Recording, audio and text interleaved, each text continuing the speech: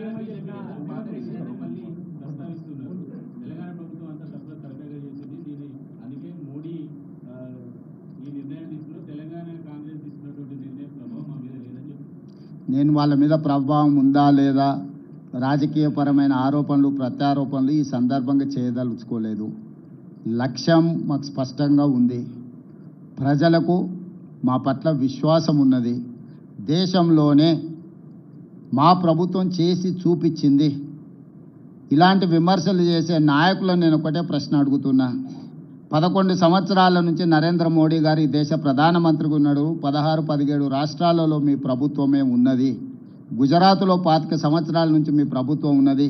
మీరు అధికారంలో ఉన్న రాష్ట్రాలలో చేసి మీరు ఆదర్శంగా నిలబడి ఉంటే ఈరోజు తెలంగాణ మోడల్ని మీరు అనుకరించండి అని చెప్పే అవకాశమా మాకు రాకపోతుండే కదా. రాజకీయంగా లబ్ధి పొందాలన్న ఆతృతగా అనిపిస్తుంది వాళ్ళ మాటలలో తప్ప పకడ్బందీగా కులగణన చేయాలి, జనగణనలో కలపాలన్న ఆలోచనే చేయలేదు. చేయాల్సిన జనగణన కూడా 2021లో చేయకుండా వాయిదా వేసిండ్రు. ఇవాళ అది కూడా చెయ్యాల్సిందే అని చెప్పి మేము ఒత్తిడి తీసుకురావడంతో ఈరోజు వాళ్ళు ముందుకు వచ్చిండ్రు. ఏది ఏమైనా స్థానిక బీజేపీ నాయకులకు కొంత అసూయ, అసంతృప్తి, మోడీ గారు రేవంత్ రెడ్డి గారి విధానాలను అనుకరిస్తున్నాడు అని కక్కలేక మింగలేక దుఃఖంతో ఉన్నారు. ఇంకా వాళ్ళని ఎందుకు చారి ఇబ్బంది పెడతావు?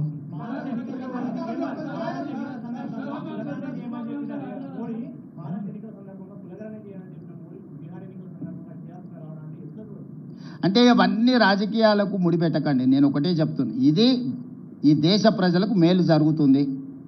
ఏ ఒత్తిడితోనైనా నిర్ణయం తీసుకొని, ఏ అవసరంతోనైనా నిర్ణయం తీసుకోండి. అంతిమంగా ఈ బలహీన వర్గాలకు న్యాయం జరగాలి. ఇప్పుడు రాజకీయపరమైన వివాదాలను ఆరోపణలు చేయడం మొదలు పెడితే ఆ వర్గాలకు నష్టం జరుగుద్ది. మేము ఆరోపణలు చేయదలుచుకోలే. నేను ఈ సందర్భంగా ఏ ఒత్తిడితోనైనా ఏ అవసరం కోసమైనా చేయడం ద్వారా నిజమైన లబ్ధి బలహీన వర్గాలకు చేరాలి. అదే మా లక్ష్యం, రాహుల్ గాంధీ గారి లక్ష్యం, మా లక్ష్యం, ఈ వేదిక మీద ఉన్న ప్రతి ఒక్కరి ఉద్దేశం అదే. కాబట్టి మేము దీన్ని ఏ ఎన్నికలకు ఏ రాజకీయ వివాదాలకు మేము ముడిపెట్టదలుచుకోలేదు.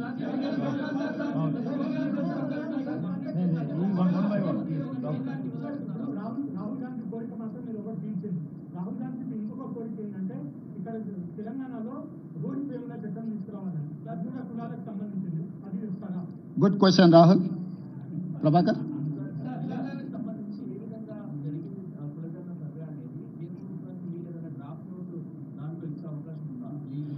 మేము ఆల్రెడీ ఆ నివేదిక పంపించినాము.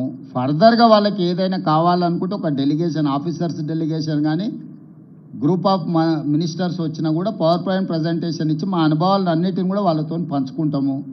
వాళ్ళు ఇక్కడికి వచ్చిన సమాచారాన్ని ఇస్తాం, లేదు మమ్మల్ని రమ్మంటే కూడా ఢిల్లీకి వెళ్తాం. ఇక్కడ రాజకీయంగా పంతాలకు పట్టింపులకు మేము పోదలుచుకోలేదు. ఈ ప్రక్రియ పకడ్బందీగా చేసి సరైన సమయంలో మనం చేస్తే ఈ వీళ్ళందరికీ మేలు జరుగుతుంది. వీళ్ళ కోసం ఒక మెట్టు దిగడానికి కూడా, బలహీన వర్గాల కోసం ఒక మెట్టు దిగడానికి కూడా మా ప్రభుత్వానికి ఎలాంటి భేషజాలు లేవు.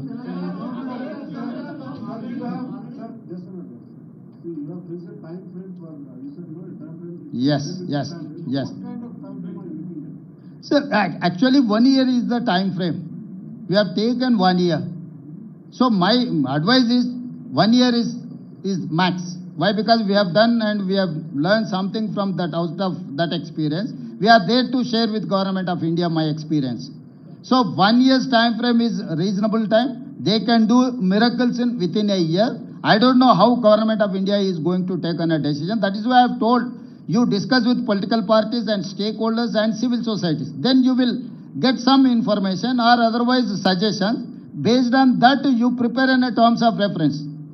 It is easy to handle things. Otherwise, it will become an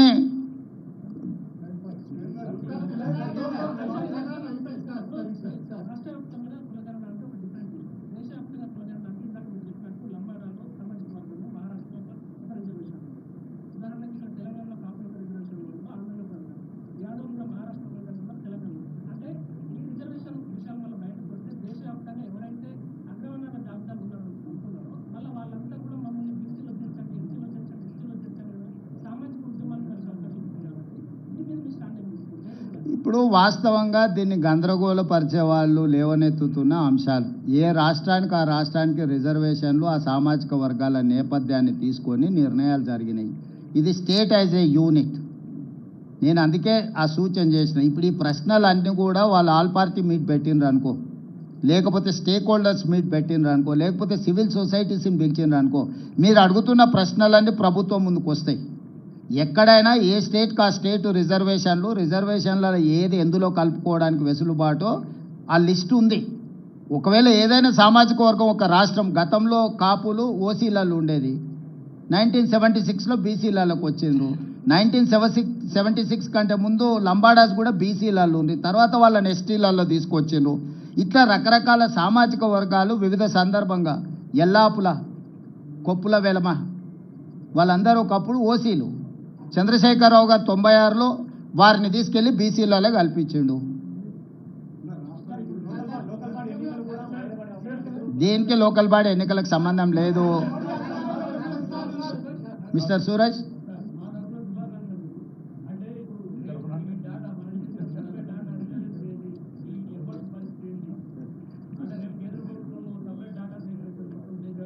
A data సేకరించినా సూరజే ఉంటాడు, పొన్నం ప్రభాకరే ఉంటాడు కదా.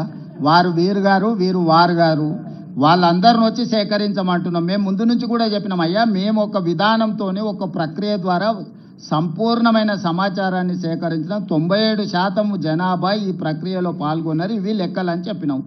కేంద్ర ప్రభుత్వం ఇంకా మెరుగైన ప్రక్రియ ఏదని చేపడితే మంచిదే కదా, మాకేం అభ్యంతరం లేదు. మేము ఇంటింటికి వెళ్ళి 150 కుటుంబాలను 150 ఇండ్లను ఒక గ్రూప్గా దానికి ఒక ఎన్యూమరేటర్ను పెట్టి 60 రోజులు సమయం ఇచ్చినాం. ఓ రోజు సూరజ్ ఏదైనా పని మీద పెళ్లికో పేరంటానికి పోతే కూడా తెల్లారైనా మళ్ళీ పోయి నమోదు చేయించుకొని రాని.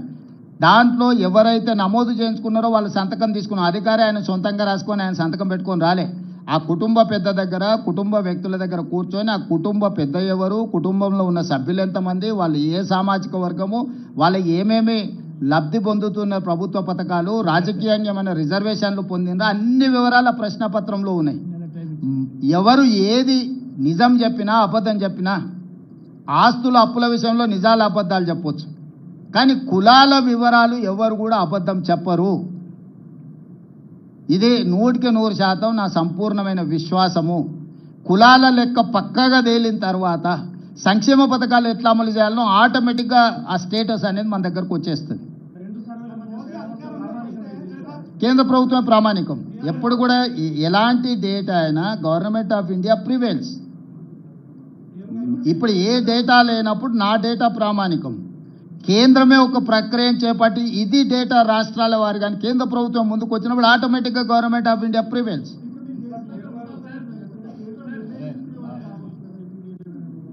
ఇప్పుడు వృధా కాదు, దేశానికి ఉపయోగపడ్డదని మేము చెప్తున్నాం. రోల్ మోడల్ తెలంగాణ అని ఎందుకు చెప్తున్నాం? 100 సంవత్సరాల నుంచి ఎవరు చెయ్యలేని పనిని, ప్రక్రియను తెలంగాణ రాష్ట్ర ప్రభుత్వం చేయడం ద్వారా చేయడానికి ఏ విధి విధానాలు ఉండాలి, చేయడం వల్ల వచ్చే ప్రయోజనం ఏంది, చేయకపోతే కలిగే రాజకీయ పార్టీలకు నష్టమేంది తెలిసింది. కాబట్టి ఈరోజు తెలంగాణలో సేకరించిన సమాచారం దేశానికి ప్రయోజనం చేకూరింది. కాబట్టి ఇవాళ దేశానికే రోల్ మోడల్గా నిలబడ్డం మేము. తెలంగాణ మోడల్ దేశానికే రోల్ మోడల్.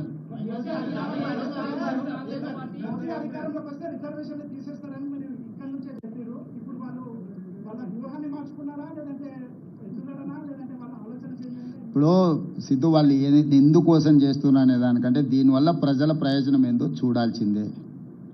ఆ ఎన్నికల ముందు వాళ్ళు చేసిన ప్రయత్నాన్ని మేము తిప్పికొట్టినాం కాబట్టి, ప్రజలు కూడా తిప్పికొట్టి 240 సీట్లు ఇచ్చారు కాబట్టి రిజర్వేషన్లు రద్దు కాలేదు, రాజ్యాంగాన్ని మార్చలేదు. వాళ్ళు అనుకున్న 400 సీట్లు వచ్చినుంటే ఈ పాటికి దేశంలో రిజర్వేషన్లు రద్దు అయ్యేవి, రాజ్యాంగం రూపురేఖలు మారిపోయేది, ఈరోజు కులగణన కూడా జరుగుండేది కాదు. ఆ రోజు ప్రజలు మేము అప్రమత్తం చేసినాం కాబట్టి వాళ్ళకి సంపూర్ణమైన మెజారిటీ ఇవ్వకుండా 240 సీట్లు ఇచ్చారు కాబట్టి సంకీర్ణ ప్రభుత్వంలో వాళ్ళు అనుకున్న ఎజెండాను అమలు చేయలేని పరిస్థితిలో ఇప్పుడు ఈ సంకీర్ణ ప్రభుత్వాన్ని కాపాడుకోవాలంటే కులగణన చేసి తీరవలసిందే. ఎందుకంటే అక్కడ బీహార్లో వాళ్ళతో సంకీర్ణ ప్రభుత్వంలో ఉన్న నితీష్ కుమార్ ఇతరులు ఈరోజు కులగణన చేయాలనే డిమాండ్తో ఉన్నారు. మొన్నటి వరకు మీరు చెప్పిన నరేంద్ర మోడీ గారు బీజేపీ కులగణన